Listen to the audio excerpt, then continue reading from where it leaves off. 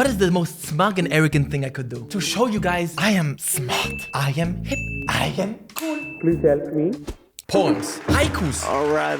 カットシーンネバーエンズ IAM フィルムマンイズメールボックスノーマンリーズマイマインド Sheesh. Asian cinema. People who talk about Asian cinema, they are very intelligent. I sinned against Africa. That's not enough. That's not enough. I can do better.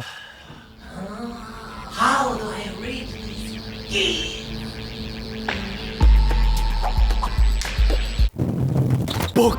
Books. People who read. Oh, so smart. I had philosophy in school for 2 years. Yep. Just saying. Kierkegaard, Schopenhauer, Nietzsche. I made one video when I just started the daily upload grind where I talked about my favorite book of all time, and I was surprised by how well received it was. So today I present to you my pile of shame. Actually, that's not true. These are 11 books. 5 of them I've read and I love and I want to recommend to you. 5 of them I want to read, and 1 of them I'm reading right now. How about that? Yes, this video is in fact not for the average Ranton fan. This is for those Ranton fans who have an attention span of over 2 seconds. At least 5 of you are reading, right? Come on. The book that I'm reading right now, I'm gonna save this one for the end. Let's start with the books that I wanna recommend to you guys, because they mean a lot to me and I think they're fantastic. Okay? I wanna get the first book on the list out of the way immediately because I made the video on it already. Das Stadttor geht auf. City Gate, open up. Watch the other video I made on it. It's my favorite book of all time. If you care about China, Chinese history, or have a connection to the city of Beijing, I recommend it dearly. But there's another book that it's competing for first place. I kid you not.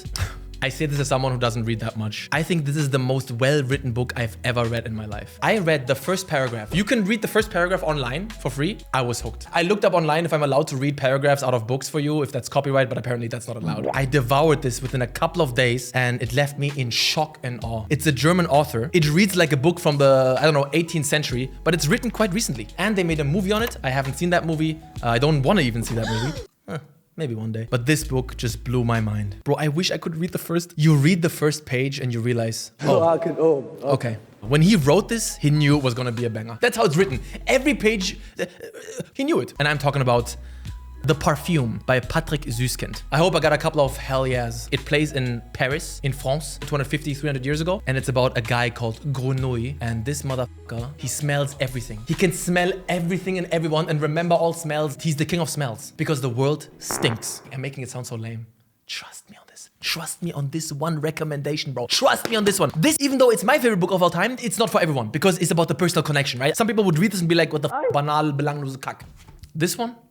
Statements. Masterpiece. Unbelievable. Mandatory reading. And speaking of mandatory reading, I hope my former French teacher in school doesn't watch my videos, Madame...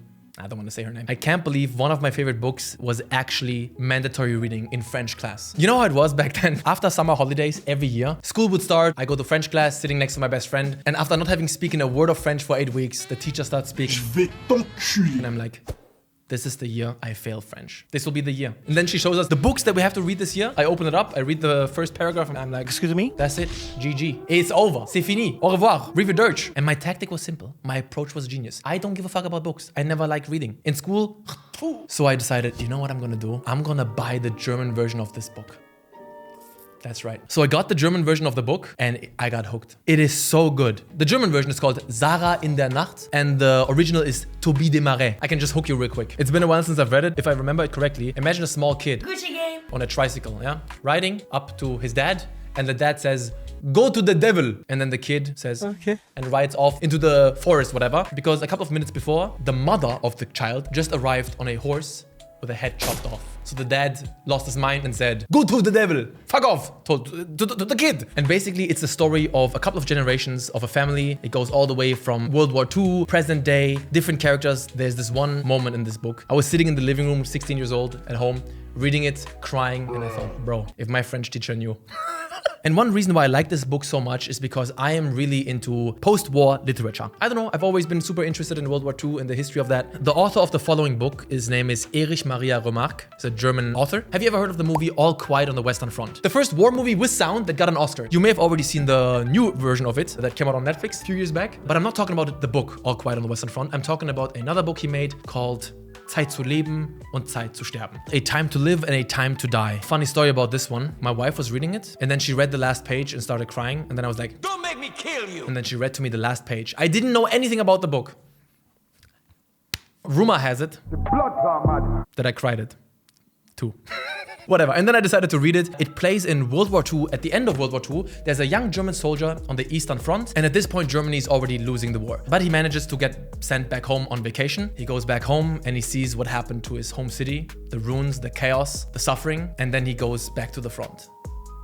Bro, I don't even want to say more. So, the last recommendation is, I think some of you are gonna roll your eyes.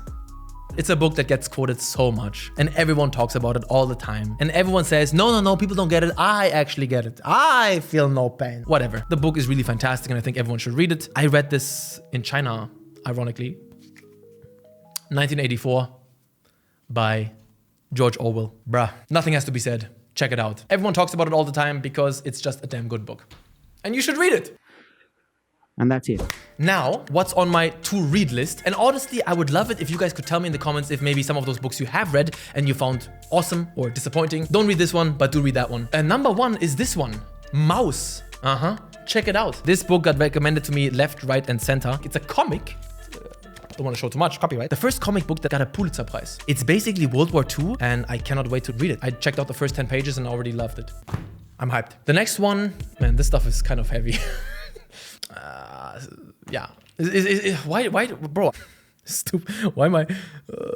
God. Okay, yeah, here we go. I'm already started filming. Let's go. The next one is a biography about a guy called Fritz Bauer, Auschwitz vor Gericht. Auschwitz in court. This is an actual historic human being, a lawyer. One of the main dudes in charge of prosecuting the criminals of Auschwitz. How he tried to bring them to justice and all the obstacles that he faced. A very reliable, trustworthy friend of mine told me that this book changed her perspective on so many things. It's been on my list forever. Still haven't gotten around to starting it. Then one more, let's do the last one that's focused on World War II. I think this is almost like a history book, which if it is, I'm probably not gonna read it, I'm gonna skim it, but I think a YouTube channel recommended this. And then I decided, you know what, let's go. Some history YouTuber. It's called Feuerdörfer, Fire Village. No? It's about the crimes and atrocities committed by the Wehrmacht in Belarus. Yeah, a happy-go-lucky subject matter. Okay. Don't know how much it's written like a novel or how much it's just maybe interviews or pictures. I have no idea. But I just had to get it because it sounds very interesting to me. And now 2 more novels. They're quite well known. One of them is a recommendation by my cousin. Die Welt von gestern, The World of Yesterday is what it's called, is the memoir of Austrian writer Stefan Zweig. It has been called the most famous book of the Habsburg Empire. He started writing it in 1934 when, anticipating Anschluss and Nazi persecution, he uprooted himself from Austria to England and later to Brazil. He posted the manuscript typed by his second wife to the publisher the day before they both committed suicide. And what the fuck? It depicts the dying days of Austria-Hungary under Emperor Franz Josef I. Sounds absolutely amazing to me. And very good. And the other one is Elfriede Jelinek, Die Kinder der Toten. The Children of the Dead? Yeah, that's what it's called in English. The Children of the Dead. Positive stuff here, ladies and gentlemen. Positive stuff. This book won the Literature Nobel Prize. Oh wait, no, not Nobel, but what am I saying, bro? Not Nobel Prize. just no, forget what I just said. No Nobel Prize. Just a Literaturpreis of the city of Bremen. So almost just as the novel is unusual amongst literary works in German in that all the characters are undead. What? In the process of decomposition and are presented as mute zombies in the manner of splatter films. Of these undead protagonists, the 3 primary are incapable of speech, obsessed with sex, and brutal. Literally me. The setting dissolves into a sea of mud. What the hell, man? I like books that make me feel things, huh? Oh yes, the book that I'm reading right now was recommended to me by fellow YouTuber Man Carry Thing. Long time ago, he made a video on this. I put it on my list, I bought it. My wife read it and said, Anton, you have to read it, stop. 5-6 months ago when I flew to Miami, I took it with me and I read it on the plane. 8 hours straight, bro. It's called 5 Decembers. In German, 5 Winter. Even though this book is a crime story about criminal and violence and brutality, it's very digestible. Not like the Holocaust stuff. Yeah, suspenseful, spannend. No? I'm about halfway through. I haven't continued in a while. Basically, there's been a murder in Hawaii and there's a police officer who tries to solve it and it takes him around the world. It plays, I think, during the last few days of World War II. He gets to Japan and this and this and that.